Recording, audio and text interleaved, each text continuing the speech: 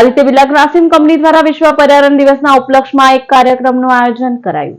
સોમવાર તારીખ 2 જૂનના રોજ ભરૂચના માતરિયા તળાવ ખાતે વિલાયત સ્થિત આદિત્ય બિરલા ગ્રાસિમ કંપની દ્વારા પર્યાવરણ જનજાગૃતિ માટે વિશ્વ પર્યાવરણ દિવસના ઉપલક્ષમાં જીપીસીબીના માર્ગદર્શન હેઠળ એક વિશેષ કાર્યક્રમનું આયોજન કરવામાં આવ્યું હતું। પોલિથીન અને પ્લાસ્ટિકની બેગથી થતા પ્રદૂષણને નિયંત્રણમાં લાવવા માટે cotton bag vending machine Grasim company દ્વારા શહેરીજનો માટે અર્પણ કરવામાં આવ્યું હતું।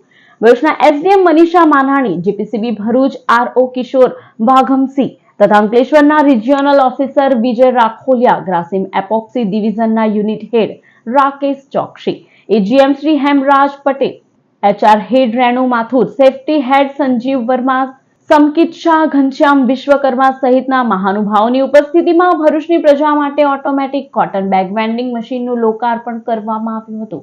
શક્તિનાથ શાક માર્કેટ નજીક આ ક્લોથ બેગ વેન્ડિંગ મશીન મૂકવામાં આવ્યું છે, જેમાં યુપીઆઈ દ્વારા પણ ઉપયોગ શહેરીજનો કરી શકશે અને પર્યાવરણ અને પ્રકૃતિના જતનમાં सहभागी થઈ શકશે।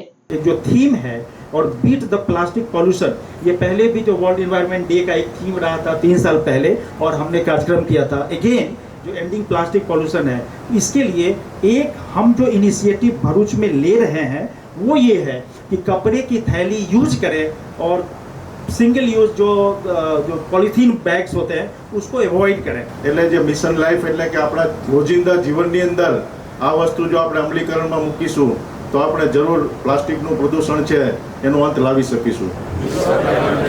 જનજાગૃતિ કાર્યક્રમમાં પ્રતિજ્ઞા લઉં છું કે હું મારા રોજિંદા જીવનમાં પ્લાસ્ટિકનો વપરાશ ઘટાડીશ। પ્લાસ્ટિકના પ્રિવેન્શન ઉપર અમે લોકો એક્ટિવિટીમાં પાર્ટિસિપેટ કરવાના છે અને એમાં આજનું પ્લાસ્ટિકનું જે મેજર પોલ્યુશન થઈ રહ્યું છે તે પ્લાસ્ટિકની થેલીઓને લીધે થઈ રહ્યું છે।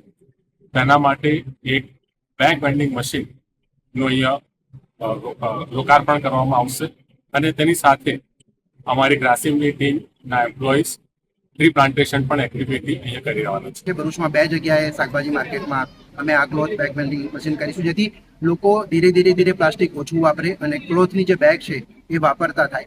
તો એવો આ એક પ્રયત્ન અને અમારી પહેલ આજથી અમે આ શરૂઆત કરી રહ્યા છે પર્યાવરણ દિવસના નિમિત્તે।